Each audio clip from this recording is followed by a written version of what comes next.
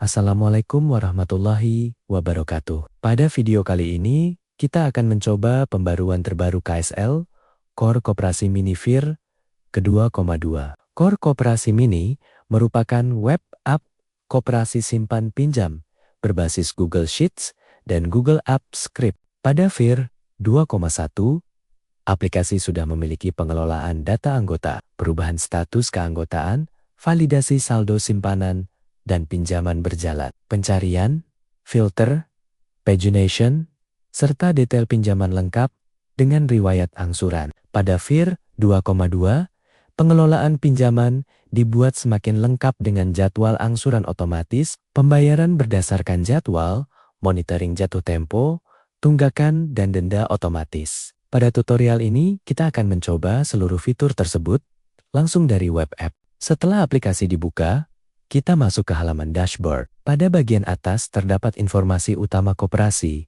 seperti jumlah anggota aktif, total simpanan, nilai pinjaman berjalan, dan laba rugi berjalan. Pada FIR 2,2 juga terdapat 4 informasi tambahan. Pertama, jumlah jadwal yang jatuh tempo hari ini. Kedua, jumlah jadwal yang sudah terlambat.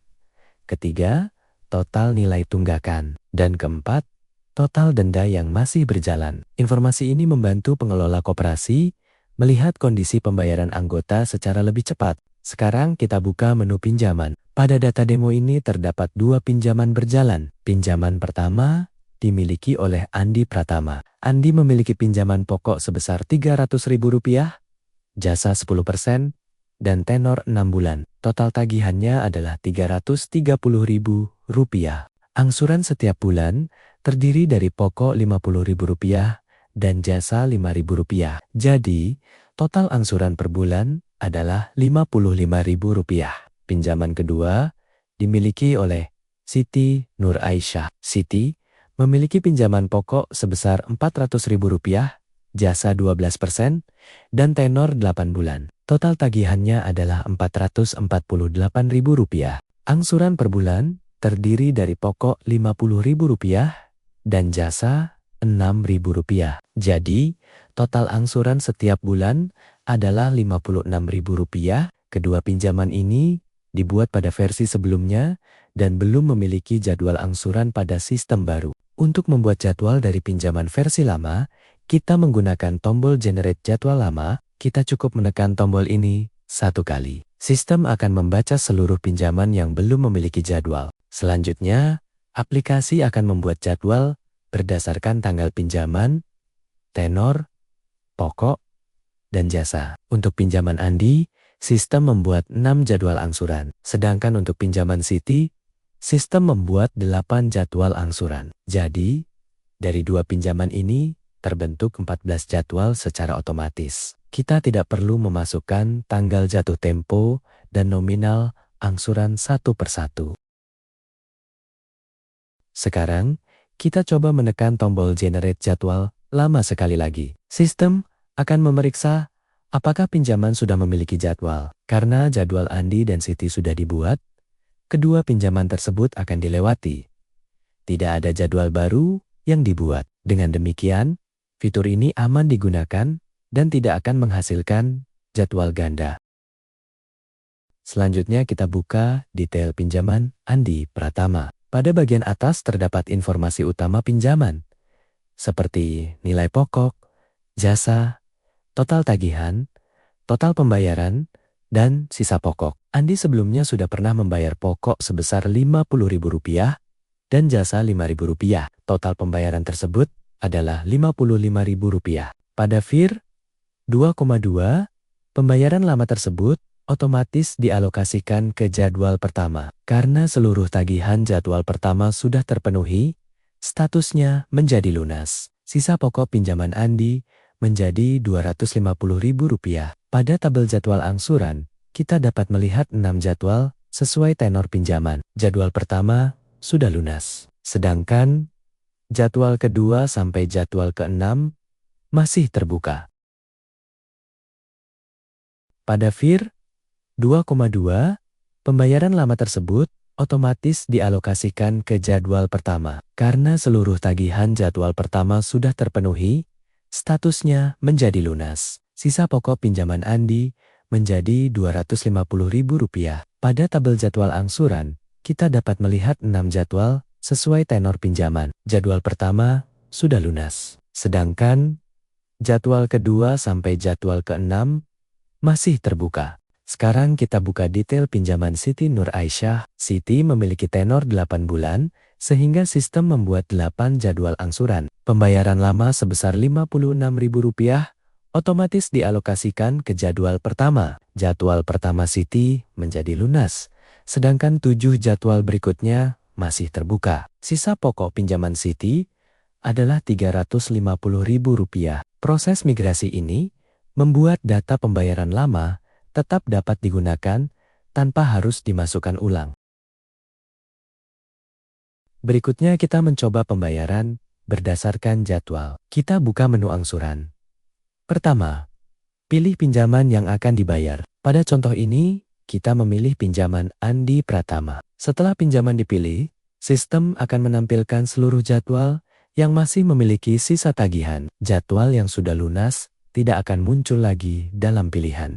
Kita pilih angsuran kedua. Sistem langsung menampilkan informasi jadwal yang dipilih. Terdapat nomor angsuran, tanggal jatuh tempo, sisa pokok, sisa jasa, sisa denda, sisa total, dan status pembayaran. Untuk jadwal kedua Andi, sisa pokok adalah Rp50.000. Sisa jasa adalah Rp5.000. Jadi, total tagihannya adalah Rp55.000. Nominal pembayaran otomatis diisi sesuai sisa jadwal. Pengguna tetap dapat mengubah nominal tersebut jika anggota melakukan pembayaran sebagian.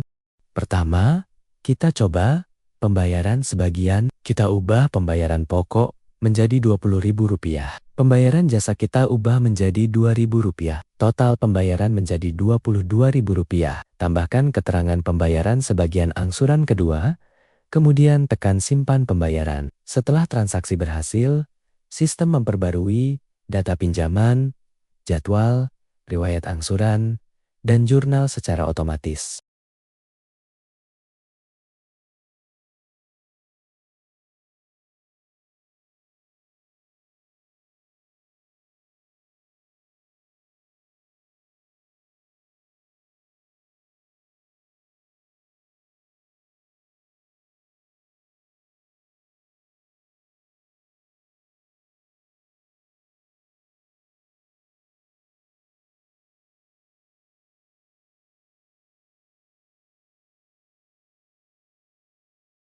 Sekarang, kita pilih kembali jadwal kedua. Sisa pokok yang sebelumnya Rp50.000 berubah menjadi Rp30.000.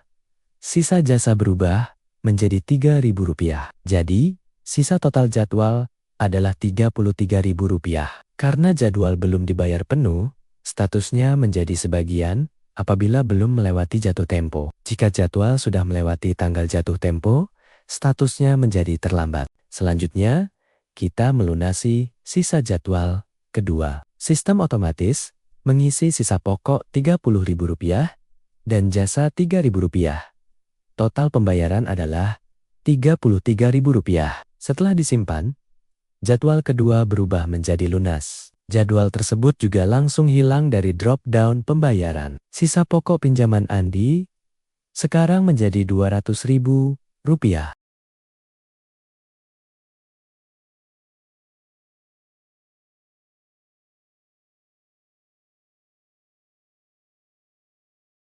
Sistem juga memiliki validasi agar pembayaran tidak melebihi tagihan. Pada jadwal ketiga, sisa pokok hanya Rp50.000. Kita coba memasukkan pembayaran pokok sebesar Rp60.000. Ketika tombol simpan pembayaran ditekan, sistem menolak transaksi. Pesan akan menunjukkan bahwa pembayaran pokok melebihi sisa pokok jadwal. Validasi yang sama berlaku untuk pembayaran jasa dan denda. Dengan demikian, data pembayaran tetap terjaga dan tidak melebihi nilai tagihan. Pada bagian atas menu tunggakan, terdapat beberapa informasi penting. Pertama, jumlah seluruh jadwal yang masih terbuka. Kedua, jumlah jadwal yang jatuh tempo hari ini. Ketiga, jumlah jadwal yang sudah terlambat.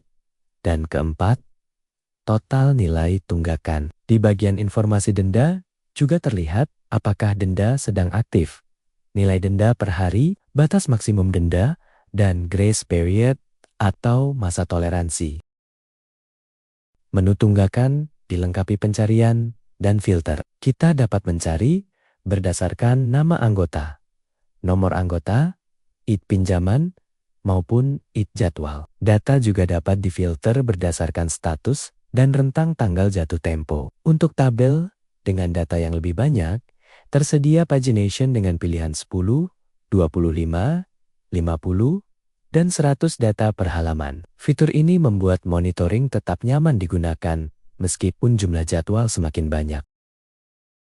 Pembayaran juga dapat dilakukan langsung dari menu tunggakan. Kita cukup menekan tombol bayar pada jadwal Citi. Aplikasi otomatis membuka menu angsuran. Pinjaman dan jadwal yang sesuai juga langsung dipilih. Sistem kemudian menampilkan sisa pokok, jasa, denda, dan total pembayaran.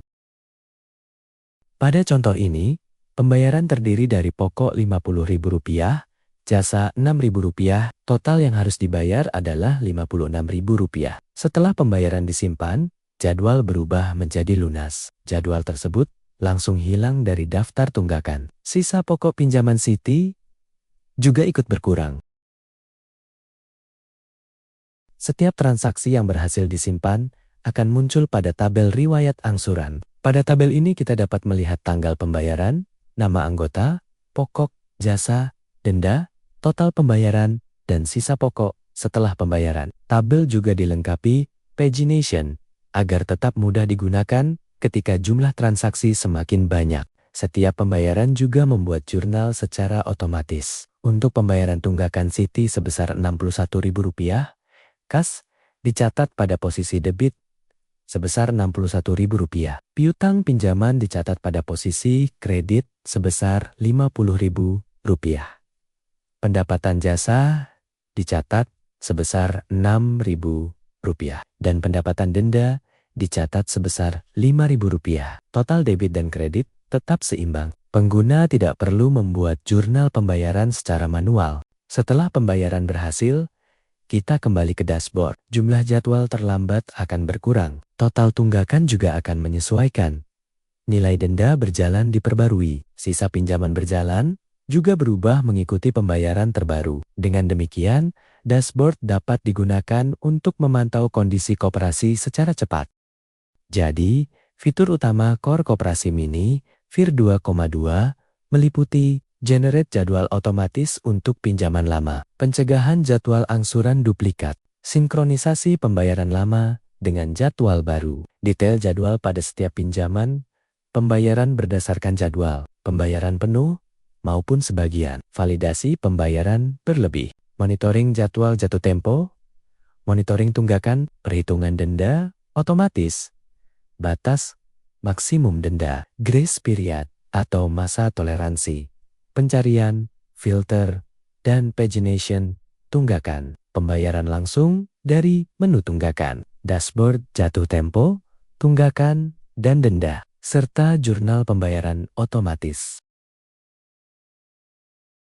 Core Koperasi Mini tetap menggunakan Google Sheets sebagai database dan Google Apps Script sebagai sistem utama. Aplikasi ini dapat digunakan sebagai bahan belajar sekaligus dasar pengembangan sistem koperasi simpan pinjam yang lebih lengkap. Pada versi berikutnya, aplikasi masih dapat dikembangkan dengan cetak kartu angsuran, pengingat pembayaran, pelunasan dipercepat, restrukturisasi pinjaman, dan laporan kualitas pinjaman. Semoga pembaruan ini bermanfaat dan dapat menjadi inspirasi untuk terus belajar membuat web app menggunakan Google Sheets dan Google Apps Script. Jangan lupa untuk like, subscribe, dan bagikan video ini kepada teman-teman yang membutuhkan.